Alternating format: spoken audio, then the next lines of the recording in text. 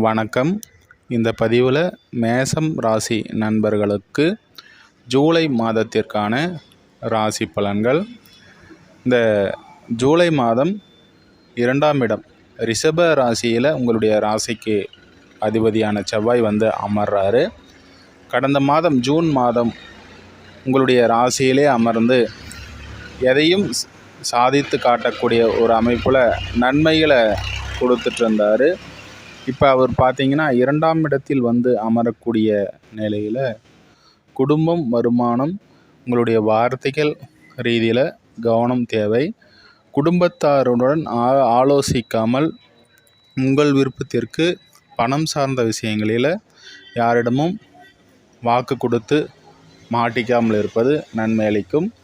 2ஆம் இடத்துல செவ்வாய் அமரும்போது பார்த்திங்கன்னா தேவையில்லாத தொல்லைகள் குடும்ப அமைப்புகளில் வரும். அதை கவனமாக கையாள்வது நன்மை அளிக்கக்கூடியதாக அமையும். அதே போல் இவருடைய பார்வையானது 4, 7, 8 ஆகிய இடங்களை இவர் பார்வை செய்கிறாரு. அந்த வகையில் பார்க்கும்போது 4ஆம் பார்வையாக 5ஆம் இடத்தை பார்வை செய்வதனால உங்களுடைய பசங்க விஷயத்தில் எதையுமே அவர்களை என்கரேஜ் பண்ண விதத்தில் பேசுகிறது நன்மை அளிக்கக்கூடியதாக அமையும். சரியில்லை, அது சரியில்லை, இது சரியில்லைன்னு குறை சொன்னீங்கன்னா ஏற்கனவே 5ஆம் இடத்துல கேது அமர்ந்துட்டுருக்காரு. உங்களுடைய சொல் பேச்சுக்கு இணங்க அவர்கள் இருக்காமல் இருப்பாங்க. அந்த வகையில் இப்போ செவ்வாயினுடைய பார்வையும் இங்கே 5ஆம் இடத்திற்கு படக்கூடிய ஒரு அமைப்பில் எதையுமே பொறுமையாக கையாள்வது பசங்க விஷயத்தில் நன்மை அளிக்கக்கூடியதாக அமையும். அதே போல் சொத்து சார்ந்த வெளிநாடு மற்றும் வழக்கு இந்த போன அமைப்புகளில் செவ்வாயினுடைய 7ஆம் பார்வை 8ஆம் இடத்திற்கு விழுவதனால இந்த விஷயத்திலையும் கவனமாக இருங்க. 9ஆம் இடத்தை 8ஆம் பார்வையாக பார்க்குறாரு. அந்த வகையில் தகப்பன் சொத்து விஷயங்களிலும் தகப்பன் வழி உறவுகள் மூலயமாக தேவையில்லாத மனக்கலக்கங்கள் உண்டாகக்கூடிய ஒரு அமைப்பு, மன சஞ்சலங்கள் உண்டாகக்கூடிய ஒரு அமைப்பெல்லாம் இருக்கிறதுனால இந்த விஷயங்கள்லாம் அனுசரித்து செல்வது நன்மைக்கு அளிக்கக்கூடியதாக அமையும். அதே போல் இங்கே 3ஆம் இடத்தில் அமர்ந்திருந்த புதன் இப்போது 4ஆம் இடத்திற்கு பெயர்ச்சி. இங்கே 4ஆம் இடத்திலே அவர் அமர்றாரு. இங்கே 4ஆம் இடத்தில் அமரக்கூடிய புத பகவானவர் குருவுடன் சுக்கிரனுடன் இங்கே இணைவு பெறுறாரு. அதனால் பார்த்தீங்கன்னா இந்த 2 கிரகங்களுடன் புதன் இணைகிறதுனால முயற்சிகள், சகோதர வகை நன்மைகள், அதே போல் சுப காரியங்கள், சுப விஷயங்களில் கலந்துக்கூடிய ஒரு அமைப்பு, வீடு, வண்டி, வாகனம் இது போன்ற சொத்து சேர்க்கை இது போன்ற அமைப்புகள்லாம் இருக்கும். உங்களுடைய சொல்லுக்கு மரியாதை அமைப்புகள்லாம் இப்போது கண்டிப்பாக இருக்கும். அதே போல் குரு உச்சம் பெற்று இங்கே 4ஆம் இடத்தில் அமர்றாரு.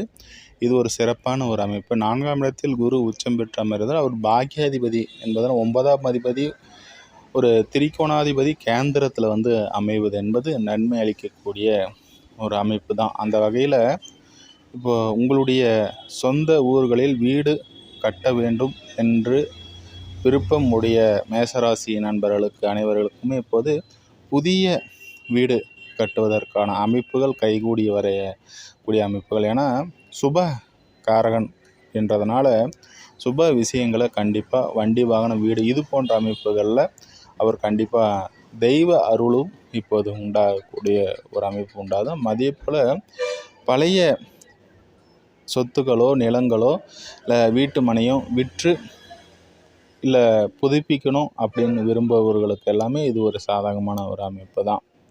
அதே போல் 12ஆம் இடத்துல விரைய சனியாக அமர்ந்திருக்கக்கூடிய சனி பகவானை குரு பார்வை செய்வது ஒரு சிறப்பான ஒரு அமைப்பு.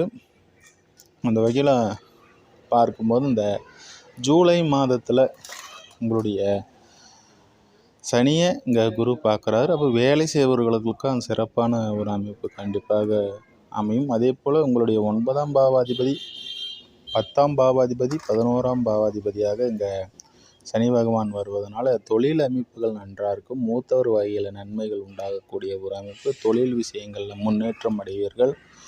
சித்தப்பன் வகையில் இருந்து வந்த மனக்கசப்புகள்லாம் விலகி அவர்கள் மூலமாக நன்மை நடைபெறக்கூடிய அமைப்பு.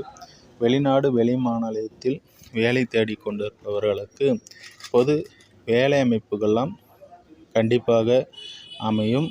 பொதுவாக மேச ராசி நண்பர்களுக்கு பார்த்தீங்கன்னா, கடந்த மாதத்தை விட இந்த மாதம் சற்று நிதானத்துடன் இருக்கக்கூடிய மாதமாக அமைகின்றது. நன்றி, வாழ்த்துக்கள். அடுத்ததாக ரிஷபம் ராசியில் சந்திப்போம் நண்பர்களே.